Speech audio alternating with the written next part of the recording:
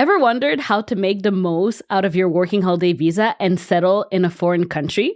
I'm Safia, your host, and I've got all the answers you need. Get ready to uncover the secrets to building a life abroad during a working holiday visa. Before we dive in, I'd like to thank our sponsor, International Experience Canada, a program by the Government of Canada, for making this edition of the Nomad Talks possible. Today on our live episode, we've got two incredible guests joining us. First up is Athena, a Montrealer who left for a 2-year working holiday visa in Scotland and ended up staying 4 years. We also have Drew from Toronto, a digital nomad who caught the travel bug after living and working in Taiwan for a whole year with the working holiday visa. So planning a working holiday visa can be overwhelming, but essential preparation can make a huge difference. So Drew, what are some of the important tasks or paperwork you recommend completing before moving to a working holiday visa, and in your case, moving to Taiwan? The first priority, obviously, is to get everything aligned with what the embassy requires, because you need to get that done first, right? Sure. Outside of all of that legal documentation that you have to provide, a piece of advice that I have learned: get your international driver's permit. Okay. Right? That'll help depending on, how free you want to be in the country you're traveling to. So what about you, Athena? From your experience, were there any essential documents that you prioritized before embarking on your working holiday visa?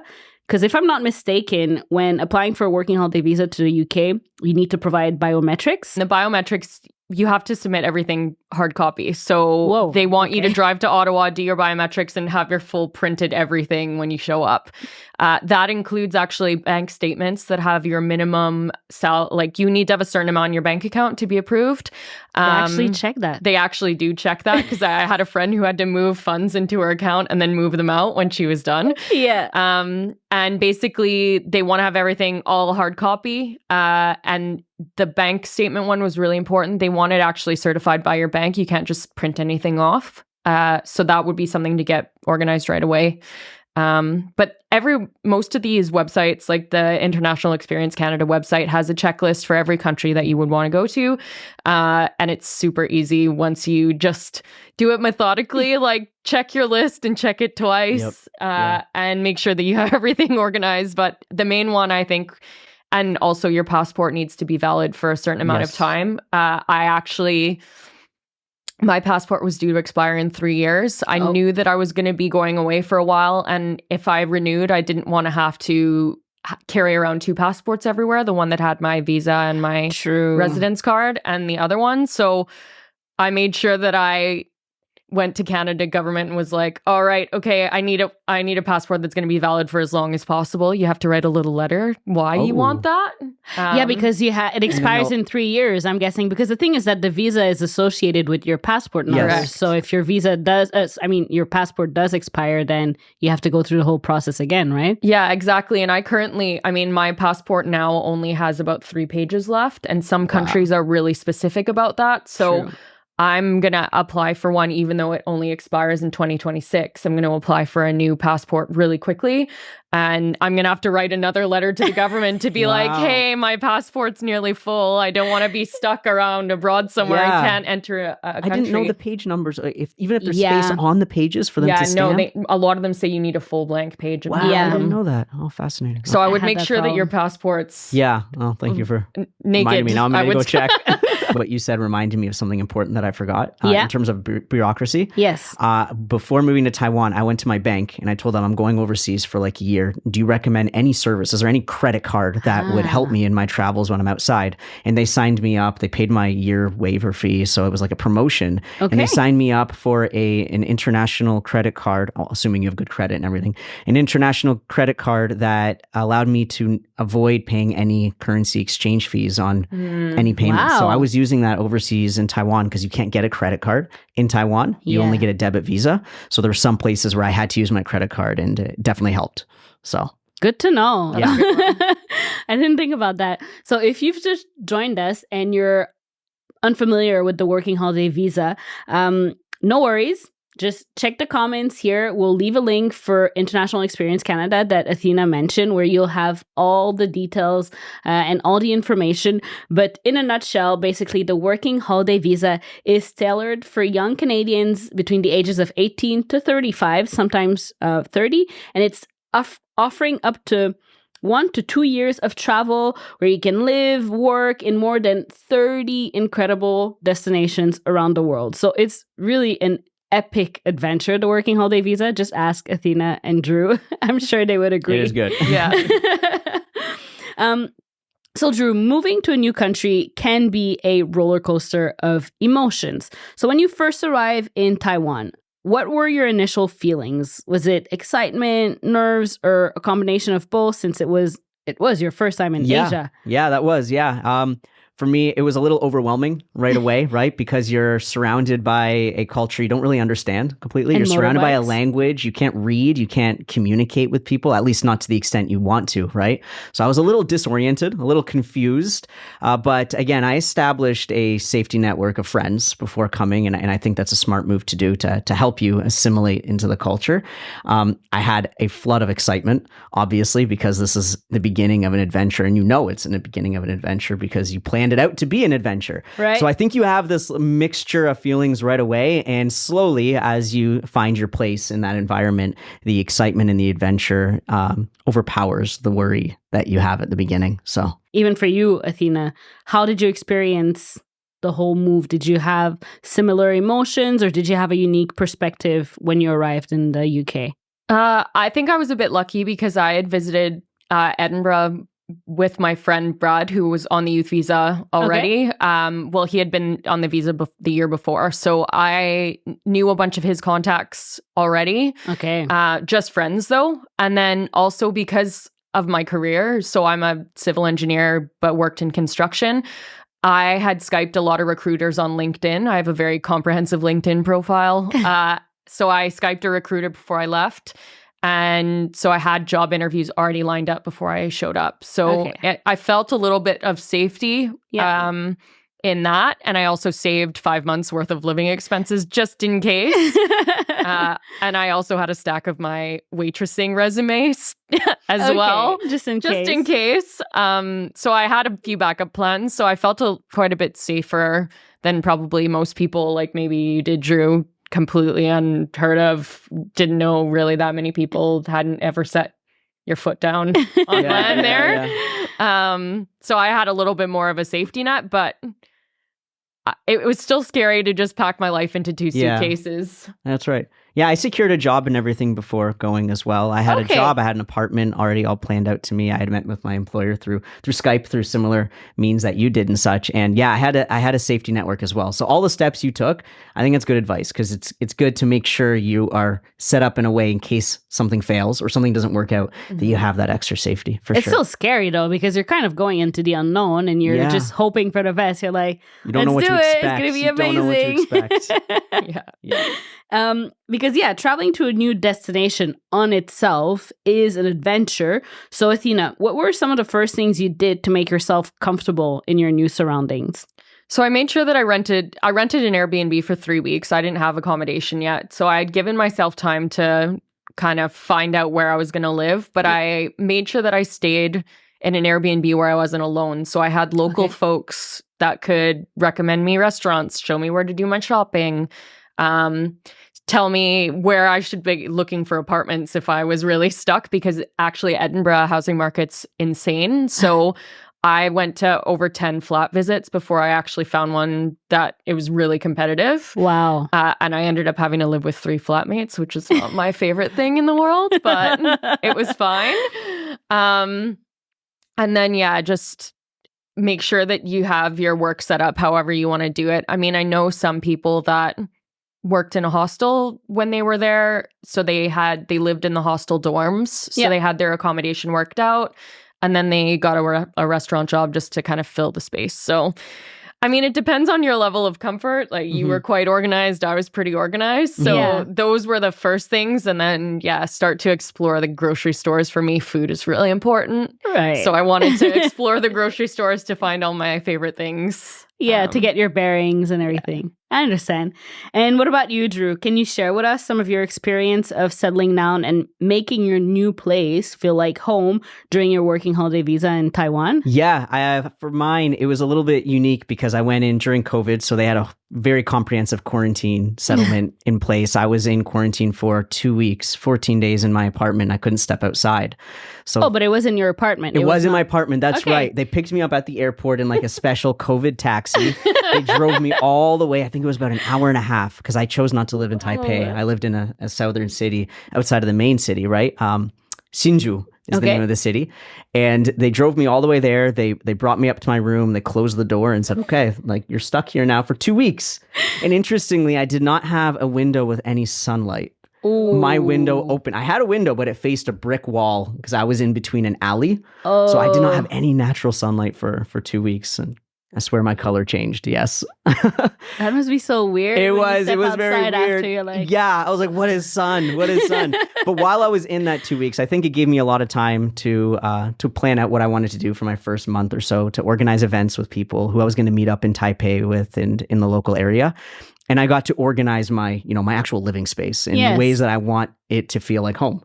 And I feel like when you start small like that, start with your apartment or your room, it can make it a little easier to settle in. And then slowly you can expand out to try new foods and visit the local community more. So it forced you, but at the same time, it was kind of good because you built your nest. Right. Yes, I built my nest. It gave me a good transitionary stage into Taiwan. I know that for me, just moving like from an apartment or a house or whatever, like here in Canada is such a big deal. So moving abroad can be an even bigger adjustment.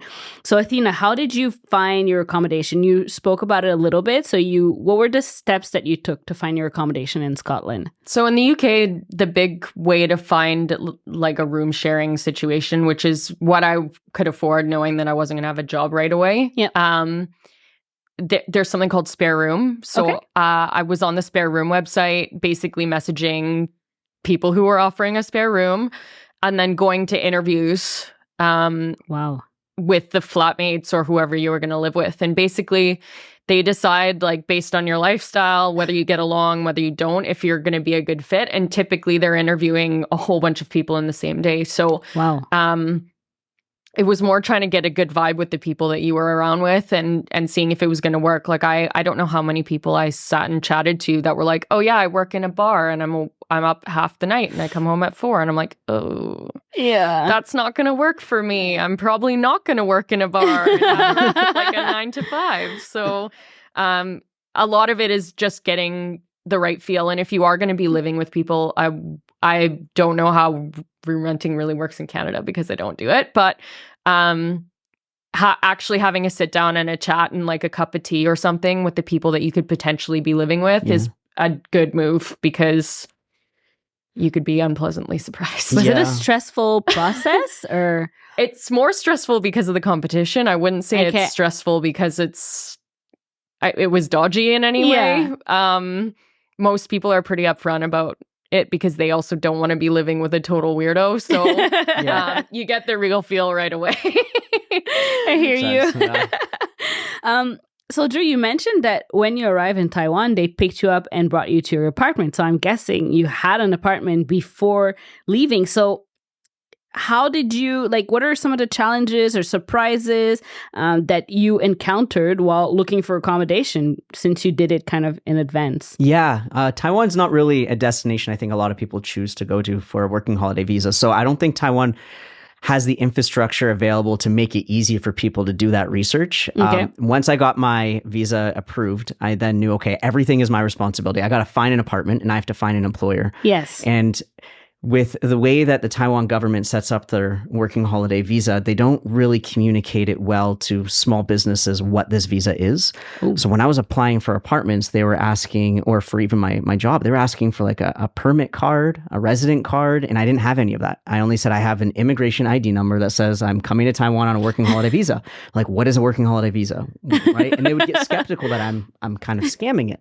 So I noticed, the bureaucracy in Taiwan was a little bit of a frustrating experience, especially coming from Canada. So once it got approved, I started posting on Facebook groups, trying to network with people to see how they were. Like expat Facebook groups? Yeah, expat Facebook groups. That's right.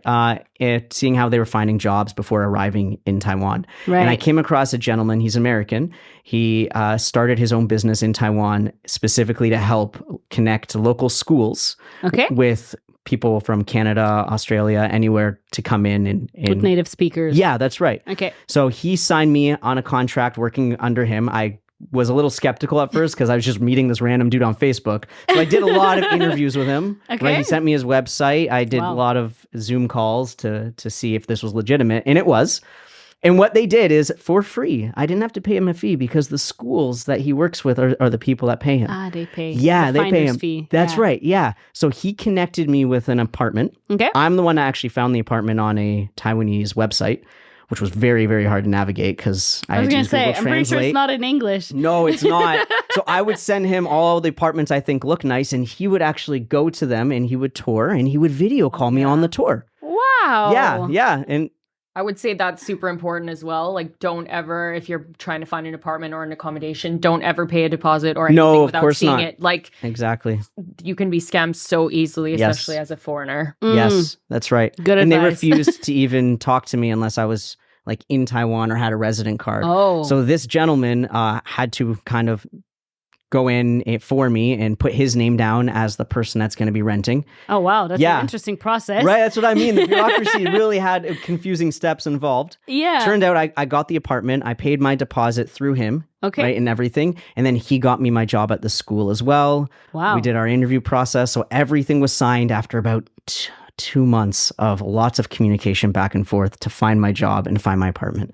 Wow. How did you go about opening a bank account and receive payment for your employer during your working holiday visa? Because I feel like this would be totally out of my comfort zone. Yeah. And this is my biggest criticism towards Taiwan is just how messy things are with the communication between government and businesses. When I went in, I went to 5 different banks. And I went through 3 different cities, and everybody said in the expat Facebook groups, it really depends on, the person who's working there. Maybe they'll take you in, maybe they won't. And I was like, well, I don't understand. I have a job, right? How am I going to get my income? They said, just keep trying. So I tried, and they rejected me because I didn't have their residence permit card or whatever that is. And then finally, through my employer, she said, okay, it's obviously not working, so I'll go with you, Drew. And she went into the bank with me, and I remember sitting there on like a bench and watching her. She was yelling at the people because they didn't really know what the working holiday visa was. They had immigration on the phone. They were going through paperworks. Yeah, it took about 2 hours of me sitting there watching my employer get angry. Right. And this is like the first time I met her, too. So I've never seen my employer going through these emotions.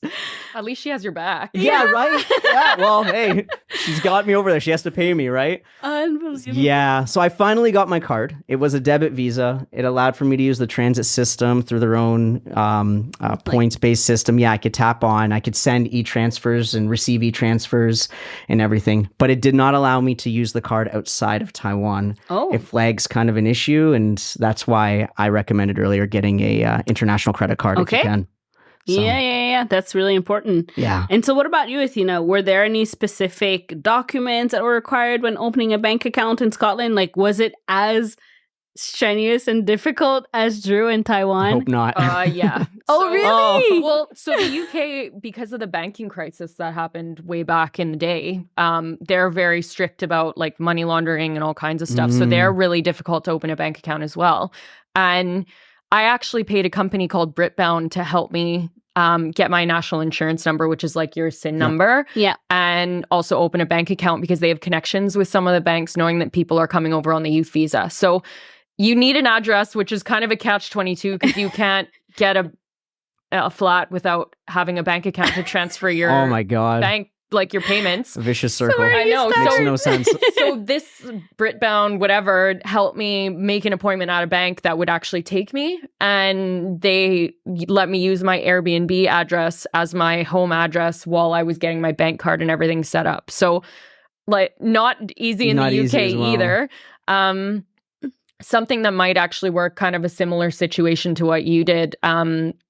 there is TransferWise, Oh, yeah. or Okay. they call it Wise now. No, it's called Wise. Yeah. And you can Yes. actually get a card from Wise, and it's Yes. an international Ooh. card, and you can have bank accounts in different currencies. So True. maybe opening one of those might be a way to do it as well. I guess it depends on the country because they don't let Yeah. you open a bank account in every country. That's right. They don't. The US, Australia, some of the main hits are ones that you can do. And that's a good one. I mean, the UK has a ton of cards that are similar that don't have a physical bank address. Yeah. That you can apply for. So Even as a non-citizen or non-resident, you could apply? as a resident, you would need to be, but Okay, you can okay. do it easily. So Okay. they do all the verification online and everything. Right. So it's an option, but yeah, I was in the same situation as you. Like, It's daunting. I had to Yeah. pay. I paid like £80 for this company to help me because Wow. there was no way that you would just show up to a bank and they'd be like, haha, no. Yeah. But you know, when I brought my girlfriend back from Taiwan into way. Canada, we got her a bank account. How? Yeah, I guess the woman was just really, really friendly, and it was through COVID times. And she was like, Okay. "Oh, you know what? You're here. Welcome to Canada. We'll get you this little one. You'll only have it for about 3 months. We're gonna shut it down, but we're gonna make life easier for you here." That's so And I was like, "Oh, nice. thank you. That's so kind. That's 100% what Taiwan and I guess the UK needs to be Yeah. like, right?" But it's something to take into consideration. Absolutely. Yeah. It can be stressful. Yeah. If you don't have access to your money. Yeah, exactly. Yeah, I agree. Mm. So, on a lighter topic, Athena, you're from Montreal, so I'm assuming you're a foodie like me. So, isn't exploring the local food scene one of the best part of traveling? Scotland's a little bit of a different beast when it comes to the food scene. They're getting better. Okay. Like, they're opening up a lot more restaurants that are all about local produce and local like fish and local seafood and everything. So, and of course, the Indian food's unmatched unless you actually go to India or know an Indian person who makes delicious food. But I wouldn't say Scotland has the most amazing food. If you like deep fried things, you're in luck because everything is deep fried, even pizza. Pizza crunch if you want, honestly. Deep fried pizza? It is the greasiest looking thing you've ever Oh seen. my god. But they love it, and it's good when you're really drunk on a night out after you've had quite a few it sounds like pints, fun. right? You had it? No. I actually had abstained it. from that. Oh, why? I don't know. I was 25 in Europe. You had and to do it. figured Yeah, you gotta Deep try it, fried right? pizza. Why not? You can try it. The only thing I didn't try though was Scotch egg. I don't mind a Scotch egg, to What is be that? honest. What is it? It's like an egg that's coated in mushrooms or ham or whatever, and then it's deep fried. Oh, so why wouldn't you try that? That You sounds didn't think good. it was good? I just know mean- the whole idea of like What? egg with the You ham. just Yeah. don't want the It's not surprise? Well, you can eat an egg ham sandwich, right? Yeah, What's but the it's difference? like different. It's I don't know. It's just Not it it. seemed Sometimes it's just the visuals. it of just you seemed know? weirder Yeah. than the deep fried pizza. I don't mean, know. I love haggis.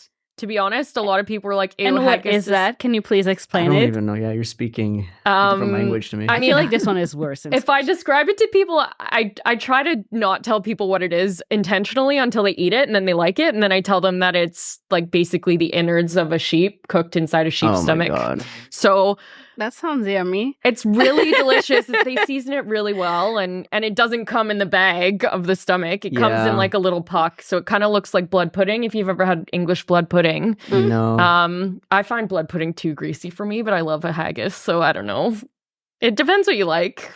In Taiwan, they eat pig blood soup. Very, very common. And you can smell the iron if you're sitting too close to it. And they love it. I didn't try it because there's certain titles of things where I'm just Yeah. like, no, I'm not going to put that in my body. I mean, I was going to get to that because there are quite a few things in Taiwan. Like, I've been to Taiwan as well. Yeah. And it has so much to offer in terms of food. Yeah. And there's some really delicious local dishes that Yes. I love trying.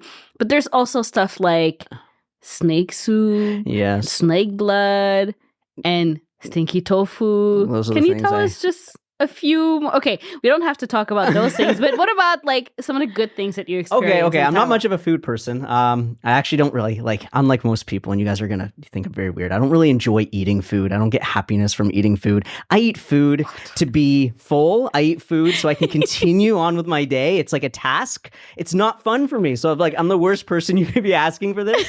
I eat to Sorry for you. survive, and that's it. Well, hey, I save money, right? I save lots of money, and I know, but that's the just amount of works with my- joy that I get from eating. Yeah, I mean, just I think personal I'm kind of like differences. you for this. What did you say about you travel for food? Yeah, I could never understand that. I could Oh never my understand. God. Anyway, so I did try, of course, because I'm in a different culture and I want to try the Yes. cuisines, right? Well, at least you did have some sense tried, of yeah. open-mindedness. I tried stinky tofu. I tried it on 3 different occasions. 3. Why 3? Because every time I was with somebody new, they said, Drew, it's going to taste better at this one, right? And it's like, I have to Did be it? forced. No. No, it's stinky when you smell it. It's stinky in your mouth. It's not appetizing in any way, right? So, wait a second. Let's flip it. Yes. Sorry, I'm going to ask a question now. Go for What's it. the best thing you ate while you were there? Bamboo rice. I went to an indigenous community in the middle of the mountains, and they had rice cooked inside of steamed inside of bamboo, and you got to open up the bamboo and eat. It was like the freshest rice you could ever eat. It was sticky rice, and it was right out of bamboo. I had some amazing food in Taiwan though, but I don't know if steamed rice would be like I didn't try it. Well, it's native food, right? So this I've is had like a their similar original dish Taiwanese like that food. in Thailand, Oh. but not in Taiwan. But I remember, if you want to talk about food in Taiwan, I mean, I'll be more than happy to talk about food in Taiwan. I also have an allergy to seafood, though. So Okay, I I am didn't eat limited so in much a lot seafood in a lot of food I can eat in but Asia. because they put a lot of like fish sauce They and do, like so I have to avoid a lot of shrimp things. paste and all of that. Yeah. Yeah, that limits your options, Yeah, I it guess, quite a does. lot. But I really, really love the beef noodle soup. Oh my god, yeah, that's a classic. Yeah. Yeah, It's- I have to say, yeah. And you don't love food, and you love this one. Like this one is really, I'll eat it it's- when I'm hungry, but it's like for But it's Taiwanese, eating food is like a social activity. Even It if you're not is. hungry, you most eat, cultures are like that. right? And for me, it makes me so uncomfortable. I can't eat when I'm not hungry. I eat when I'm hungry, and no. Okay, that's me. interesting. It's made it a Well- little hard, but Yeah, because I mean, you said that it has this sense of community as well does. for eating food. yes. So I'm gonna flip it to Athena and that talking Yeah. about the community sense. So you already had a friend when you moved to the UK. So, but did you join? Because not everything is about food. Thankfully. You have to meet friends and people and everything to kind of settle into that new community. So you had your friend in the UK, but did you join any expat groups online, or like how did you meet people to feel kind of more at home? So I did a couple of things. One of them was the Facebook group. So there's Canadians in the UK, Canadians in Scotland. Okay. We'll add the links. Yes, those kinds of Facebook groups, which are super handy. I did meet up with a couple of local Canadians who were feeling a bit homesick. One girl was living out with her partner who was in the Navy, and he was away okay. for long periods of time. She's like, I'm really homesick, and we can't afford for me to fly home right now. So I was like, come to Glasgow. We'll meet in the middle. And we just had a day out in Glasgow, and it was just nice and that sort of thing. Or like there's tons of Canadian expats in the UK. So Canada Day is a big thing. So I made sure I went out to find all the Canadian parties that were happening. I had a Caesar. It was the best. And another was just like, if you kind of go around to some of the international bars, I mean, Edinburgh doesn't have a lot of, I would say, local Scottish people living in it. It's Okay. more because the government's there. There's a lot of foreign people. There's also a ton of universities. So True. my mom came to visit and was like, no Scottish people are living here. I was like, oh, Mom, we're going to go up north. It'll be fine. So I would say that that was a really easy way. Like I went out with a Canadian girl who I didn't quite get along with as well as some of the others that I had met. And it turned out our bartender was Canadian, and we actually hit it off quite well and added each other on Facebook, and we're actually still pretty good friends. So That's cool.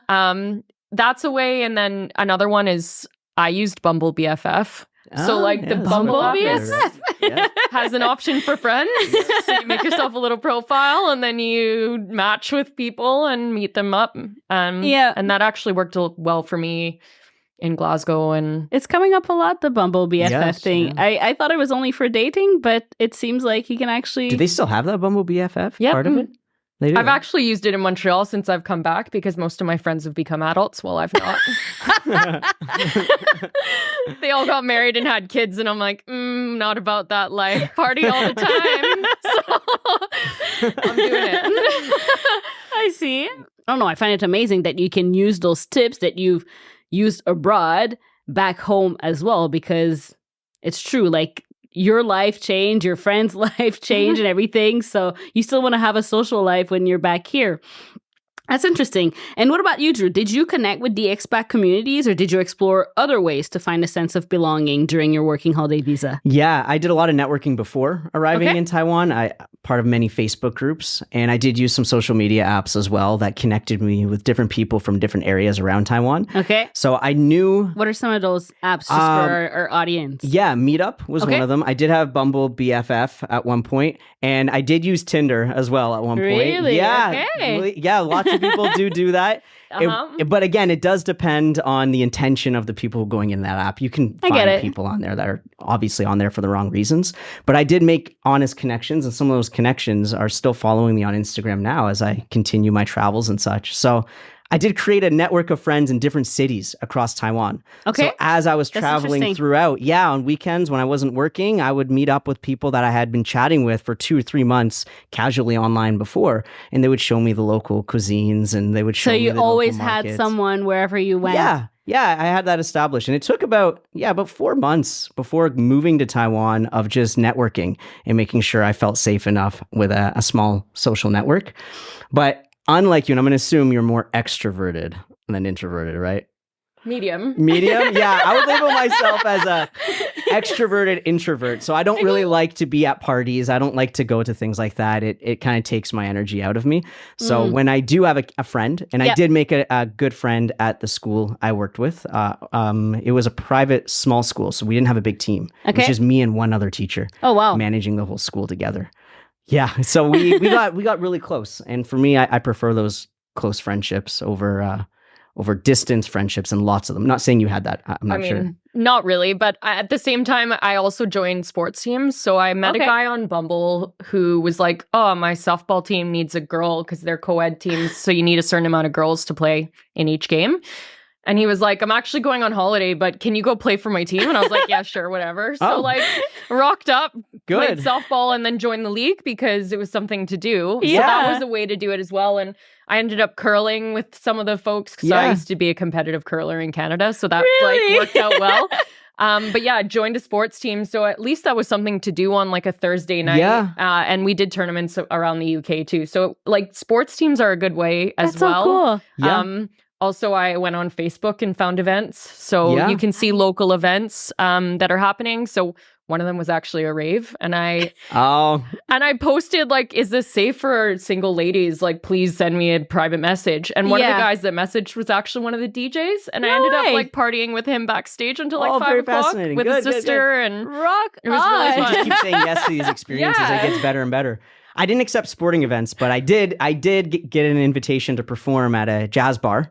And I jumped up on stage on like an open mic event. And I met musicians that I ended up jamming with like 3 or 4 months later down the road in Taipei. So I have a similar experience. Such amazing opportunities.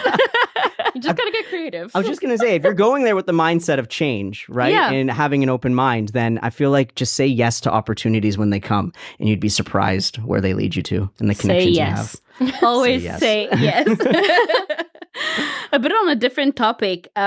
So getting around in a foreign country offers unique experience, of course. So Drew, which mode of transportation did you prefer during your time in Taiwan? I prepared an international driving permit, so I could drive. Okay. But once I saw the road conditions and the driving habits and the accidents and read about those, I was like, okay, I'm going to stay away from that. Taiwan's really, really small. Mm-hmm. You can fit like 250 Taiwans in Canada.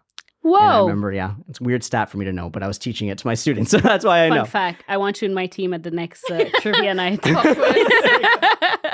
So I chose trains and buses to get around, and occasionally an Uber if I needed to get somewhere really quickly. So it was easily accessible with driving apps and such like that.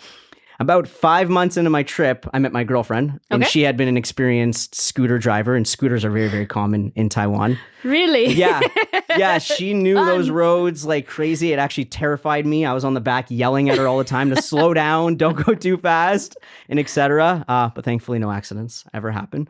So after I met my girlfriend, I would say that was the main mode of transportation. Is she would kind of drive, and I would be on the back recording videos and taking pictures. Still on the back, or do you feel comfortable driving? I could not trust myself in those traffic conditions to do it, so I chose not to drive. I think that was the biggest shock for me when I arrived, especially in Taipei, to see the amount of motorbikes. I was shocked. Yeah. No. I was really, really shocked. And they don't really go through a comprehensive training, at least not like in Canada, to learn how to share it with passengers or pedestrians in cars. So I've seen so many accidents, and I was like, no, I don't. Even if I feel confident enough to drive, I don't trust the other people enough. Right.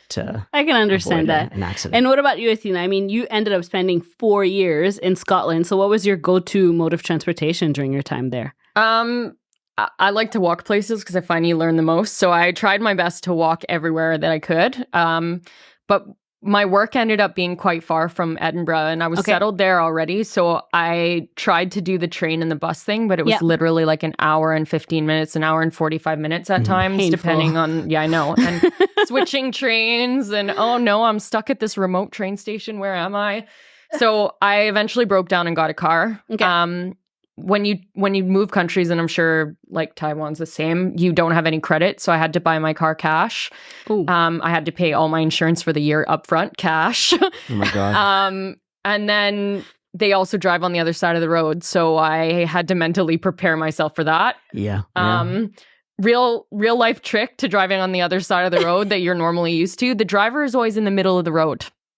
Okay. So if you're turning into a lane and you're like, which lane should I be in? The driver's always in the middle of the road. I'm sure everyone right now is like, man, we're trying to imagine where do I drive? Car, Where do I drive? Yes. Right. Yeah. Okay. So I had some near like panic moments where I was like, the first car at a red light or something, and it turns green and you have to turn right, and you're like, and then I'm like, middle of the road. I got to be in the middle of the road. Yeah. So, because you're sitting on the right side of the car. And you're on I get it. Because I never had to think about that, because I only drove on the other side of the road, but on a scooter. Yeah. So which I think is a little bit different, because you don't really get that sense of... You're kind of in the middle anyway. Yeah, exactly. Yeah. But okay, so the driver is always... in the middle of the road. Okay. So like if you're ever in that situation... Yeah. But yeah, I actually, in the UK as well... your Canadian license only transfers to a automatic license. Like they make a difference. So I had to actually do a driver's test. I drove a manual car in Canada for years, but because I never did my test on a manual car, I had to go and do a driving test. So I know I had 16 years of bad driving habits to undo it. Is that written test and driving? No, like an actual driving test. But the test there, so I don't know what the Canadian one was like for you guys, but my Canadian one was like 15 minutes, and they were like, parallel park, turn right here, you're done. Wow. In the UK, it's 45 minutes long. Jeez. And for the last 15 minutes, you follow a GPS. So like the driving instructor doesn't speak to you. He just puts a destination in the GPS and you have to follow it. What are they testing for there? Your listening skills? Well, no, like realistically now, if you're driving a car, who is not following the GPS or like the car navigation system? If you can't do both at the same time, you're in trouble, right? So they're testing that in the UK. Wow, fascinating. It makes sense. I feel like they should do that now in Canada. I'm glad that they test that. But yeah, so I had to do a driving test. I actually found a driving instructor so he could tell me what to look out for and what to undo, because he's like, you're too far in this lane. You're doing this wrong. Make sure you indicate, like all these things that I'm not normally really paying attention to. And I'm sure that the street signs and everything, they're all different. So you kind of had to get adjusted. And so the speed limit thing is a bit strange in the UK. There's no like maximum minimum signs. It's a round sign that has normally a number in it, but if it doesn't have a number, it has like a diagonal line across, and that diagonal line means national speed limit.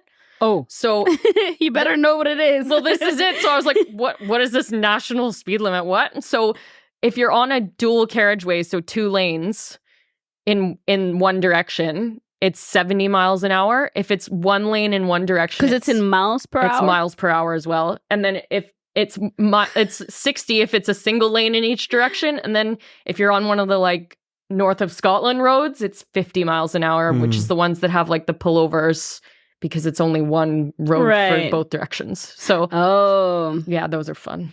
Interesting. God. And Drew talked about the international driver's license. So would you say that it's advisable to get an international driver's license before leaving? Like, did you get one? You technically don't need one for the UK.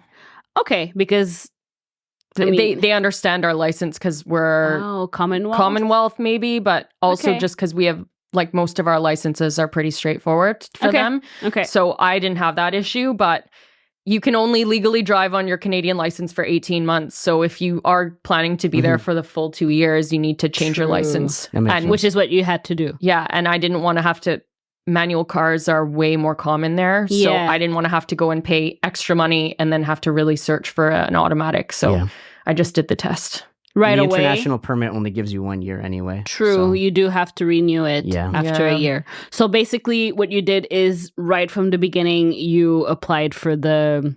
No, I definitely wrote on my Canadian license for as long as possible. To avoid having to for do the that. Do that test. I wanted to be sure I was staying. And the other thing too is if you switch your license sooner, you actually get a reduction in your car insurance. So I saved money by getting my British license. But okay. So that it's worth thinking about, but it can be a hassle. It depends what kind of hassle you want to have. So it is perfectly normal to feel lonely at some point during the working holiday visa. So I'd love to know how you managed to maintain communication with your family and friends while you were on your adventure in Taiwan. Like, did you get a local SIM card or eSIM? Or like, what other ways did you find to stay connected with your friends and family? I didn't even acknowledge the idea of an eSIM until actually recently. And I wish I knew about it because I feel like there's so many companies out there that could offer a competitive price. In Taiwan, similar to my banking experience, I went in and they said, well, I don't know what this visa is. Right. And I was like, immigration gave it to me and they said, I don't know. So they wouldn't sign me up. Now, thankfully, one of my connections, who I happened to have met on Tinder, met up with me and she said, oh, no problem. We'll just put you under my account. Oh. And I was like, wow, that's really generous, right? And I was like, wow, thank you. And she's like, yeah, we'll just add your number. And because I'm a local, they'll actually give us a promotion or a discount and you can just pay me monthly for it. I was like, okay, I promise I'll pay you. And she's like, yeah, don't worry. I trust you. I see all your stuff online. You're a really nice person. And so I guess that's one of the benefits of networking beforehand, right? Crazy. Yeah. So she let the trust system. Yeah. Right. So she trusted me. And if she's watching us, thank you, Anna, for helping me. Can you me. imagine doing that to someone coming to Canada? That's what I mean. That's why I was surprised when she offered it, right? But I guess it could be a testament of how kind they are. I'm not sure. She just really trusted me. And it worked out in the end. I paid her every month and I got to save like, oh my God, 60 Canadian dollars a month. I think I saved on my internet because they wanted to sign me up as a tourist visa SIM card. And those can be really, really expensive. So I don't know how locals are doing it on the working holiday visa, or not locals, other people who are traveling to Taiwan because they were giving me such a hard time at the actual place, probably through your employer. Would be the best bet, similar to the banking. But my friend was set me up with that SIM card. And then, that gave me access quickly to talk to my family. Because you had internet, Yeah. I created a lot of group chats to consolidate everybody so I don't have to message every single person individually. And sometimes you'll get lost in doing that. So I created like a friends group chat and then a family group chat. And just sporadically throughout my trip, I would send updates and always post to Instagram. And I knew they were always watching and asking questions. And I was sure to reply to them whenever I had time. So I think creating that connection, continuing that connection is important. Of course. To avoid loneliness. And another thing I'd like to explore, another aspect of the working holiday visa, I'm sure a lot of people go through, is dealing with the emotional challenges. So how did you, Athena, address the emotional ups and downs during the working holiday visa? Did you come up with any like coping mechanism? I think something that's really important is like I tend to be someone that if I'm busy, I'm not lonely. So I wasn't necessarily like going out every night with friends or going to the pub, but I was at the gym. Like I joined a gym, so I was doing classes. Obviously my work was pretty far away at the beginning, so I was commuting, which was long. But also, like, those expat groups really helped. Sometimes when you are lonely, you just want to hear your own accent and see someone's face. So that was really helpful. But I've lived a lot of places across Canada, so I'm kind of used to spending time by myself. So I might not have as much of a lonely moment as maybe like that girl that I told you about who was living there with her Yes. husband. And they were living not in a big city. They It were was living, less of her decision, I guess, compared to yeah, you. exactly. Yeah. So it have to accept that you're going to be exploring some places and whatever by yourself. Yeah. Okay. And that's okay. Yeah. Yeah. I think that's something that you have to just deal with. Yeah. Yeah. And if you're ever really feeling lonely, like most cities have a free walking tour, so you can go and meet other touristy people that are just there to have fun. Yeah. True. It's true. True. And what about you, Drew? Did you have to navigate through the emotional challenges that arose during your time abroad? Like, have you used some of the similar coping mechanism as Athena, or, you know, especially now that you're a full-time digital nomad? I mean, it's something that you also go through a lot, I'm guessing. Yeah. I think, and I've heard people debate, you know, when it comes to idea of loneliness, it's like, okay, you can go in two routes. You can either solve this problem by one, just surround yourself with people, keep yourself busy, or two, spend more time with yourself and get more comfortable in your own solitude. And those are complete opposing directions. And it's, well, how do you know which one's the best one? In my opinion, and maybe this is because I am a little bit more introverted, I don't think if you're lonely, just surrounding yourself with people is the real solution. I think it's kind of a Band-Aid solution. If you can find solace in your own company, I think that's going to solve a lot of problems in the near future and long future as well. So some instances I would feel a wave of loneliness because I can't connect as intimately with the local community as I could back home with my friends, let's say. And, you know, I'm not a psychologist or anything, so I don't know the best ways to handle this. But it seems like a mix of both can be very of beneficial. Of course, you got to mix it up. And, you know, sometimes I would just, and you guys might think this is odd, I might just like look at myself in the mirror and talk to myself. I would like lecture myself. I'd be like, hey, you're doing fine. You're on the other side of the world. You're tackling this. This was scary. Yeah. You're afraid, but you're doing it, and other people around the world are proud of you for what you're doing, and you're creating memories that are going to last a lifetime. You can get through this. Absolutely. And sometimes you just kind of have to ground yourself in that reality. So if we stay in this reflection phase that we're in, so Athena, looking back at your working holiday visa experience in Scotland, what were some of the long-term impacts on your personal growth? I think one of them, it was really helpful to my career in general. Okay.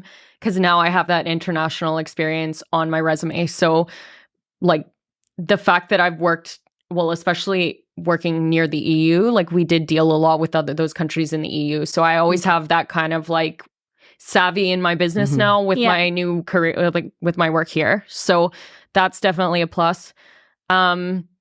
I guess a negative to it is I could always jet away for a long weekend to a new country, and I can't really do that from Canada. So that's kind of a bummer.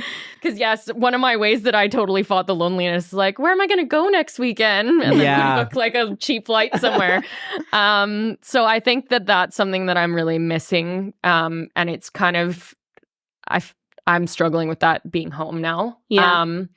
But I think like long term, it also gives you the confidence to be able to make friends anywhere. Yeah. So, I mean, even as an introvert like you sound like you've made a load of friends over there. And I still have friends that I'm regularly in contact with. My flatmate in Glasgow and I chat really frequently. One of the girls I met on Bumble and one of my coworkers, we're all like really close still. So I think that it's a confidence builder for sure. Yeah. And it can, if depending on what you do for your career, like it could also help like pad your resume a bit to say, hey, look, like I've managed to make it in another country. Like I can Of adapt. course. Yeah, absolutely. I think in all ways it will, definitely. Yeah. And you, Drew, did you also experience significant personal growth in your working holiday visa? Yeah, very, very significant. I mean, measurably and tangibly, I've found a long-term partner that we're thriving together, traveling the world. I've advanced my career and found what I'm really, really passionate about because of my working holiday visa experience. Because what you're doing now is not related to your field of study or what you used to do before, right? Actually, it's directly related. Oh, it is? Yeah. Okay, I went to university for speech communications. Oh, wow. Which is the study of how people communicate effectively in certain environments, right? And I didn't know after I graduated how I can use that because it's just kind of like a skills-based program. Okay. It can go everywhere. But then in Taiwan, once I got into teaching and I realized I liked teaching, but I didn't like teaching kids. Yes. I left Taiwan and I was like, okay, what am I going to do now? now. I want to teach. And fast forward a little bit, I am now a speech coach that works with international business professionals, doctors, lawyers that want to work on accent reduction to assist in business meetings and such. So I found a niche and I'm really, really happy with it. And that's largely because of, my university education and because of my working holiday visa experience. Such success stories, guys. You're like the poster kids of the working holiday visa. All right, now for the final question, and I want to hear from the both of you. So we'll start with you, Athena.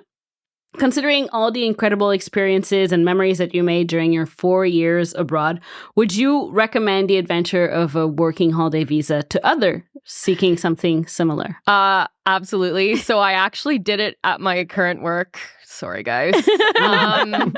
I encouraged a guy to go and get the working holiday visa. He actually chose Spain, and my work actually agreed to let him remote work there. So he did a year in Spain. I mean, we had major tax problems, and they were like, "You need to come back now." Oh no! And also, there's like a 6-hour time difference. It's a bit of a awkward time difference, especially since he had to stay on Eastern time. But I mean, in Spain, they do things a bit late in the evening, so he wasn't too bad off. But like I would recommend it to everyone. I was actually speaking to one of my coworkers today, and her friend is just got a job in Glasgow on the youth visa. Amazing. He studied university in France. So I was like, send him my Instagram. Like, if he has any questions, I know all the spots in Glasgow. So let him know. So I would definitely agree. And I mean, if you can go somewhere, a lot of people do Australia, and not to bash Australia, but it's okay. It's really far from everything. So you're not, I mean, there's tons to explore in Australia. It's a huge country, and the coasts are so different. I work with a ton of Australians, and I know exactly what I'm getting when I find out where they're from, in the best way. Yes.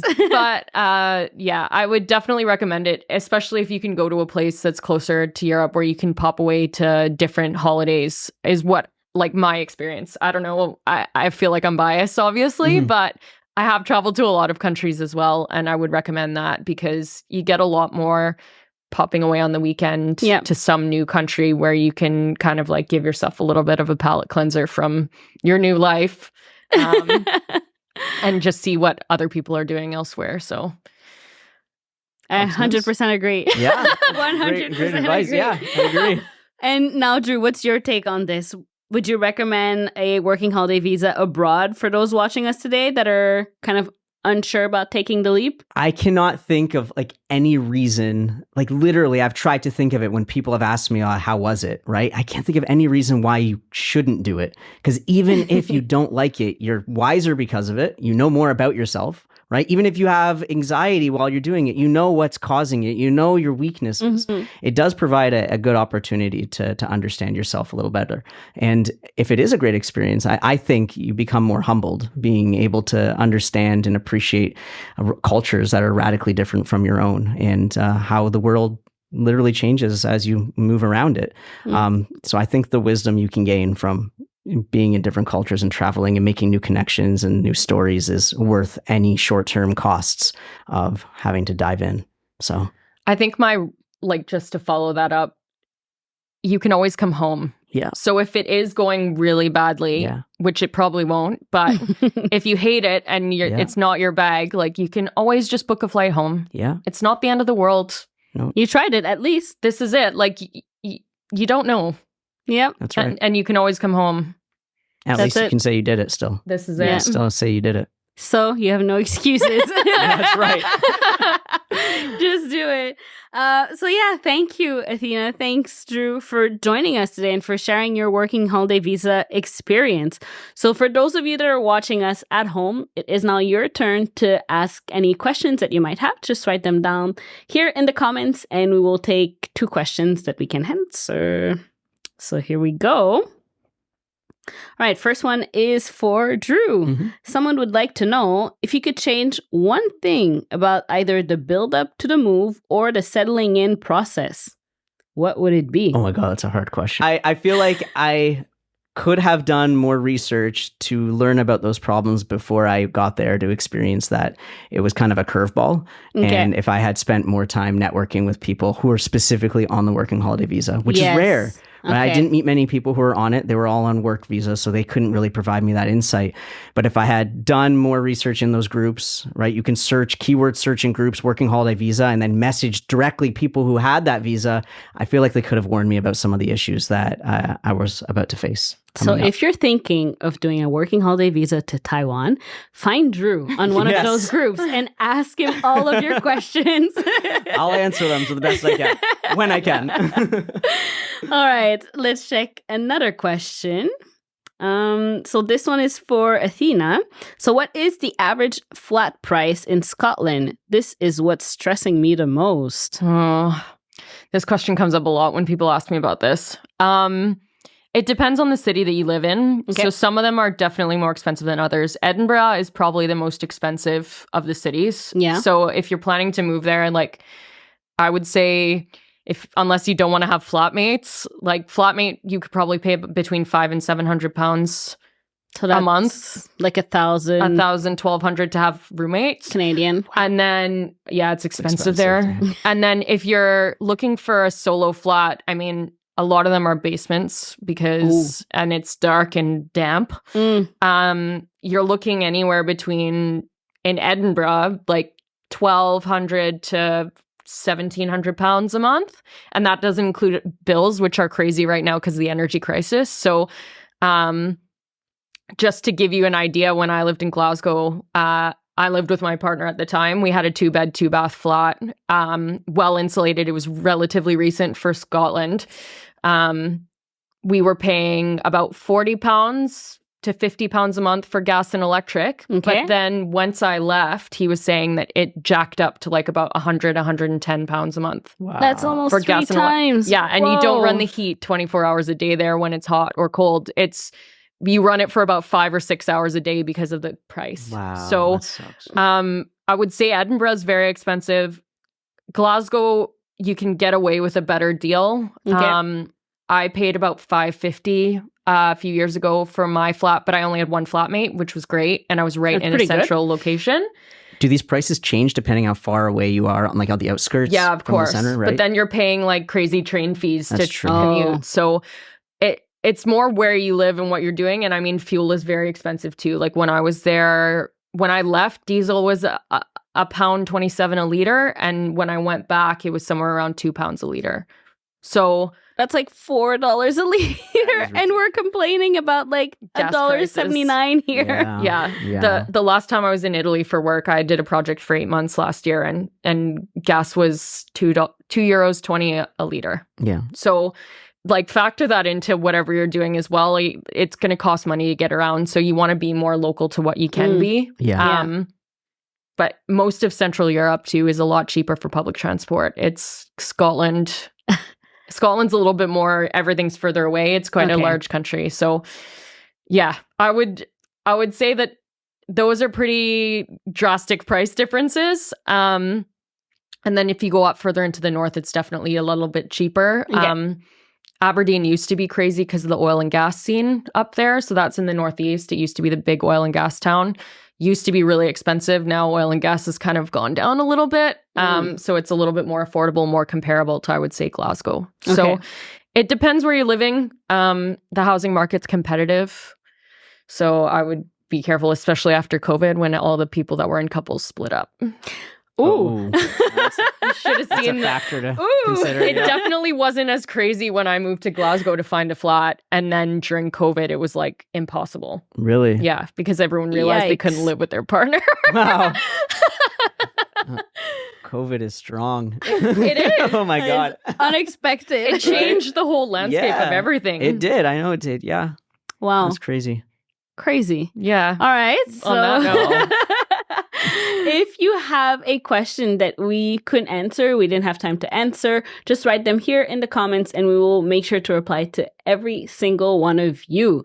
And we have some awesome deals from our sponsors. So if you're backpacking in Canada, specifically Quebec and Ontario, make sure to use promo code Nomad Junkies, so that's all together, when you book a stay at Saint-Lô Hostels. So you'll get 10% off your booking, so this means more money to stretch your trip. If you're looking for the best travel insurance for your working holiday visa, I recommend you to check out Nomad. So I will put the link here as well in the comments. This is definitely Canada's most affordable travel insurance. I challenge you to find a better deal than with them. So we'll leave the link for Nomad here in the comment.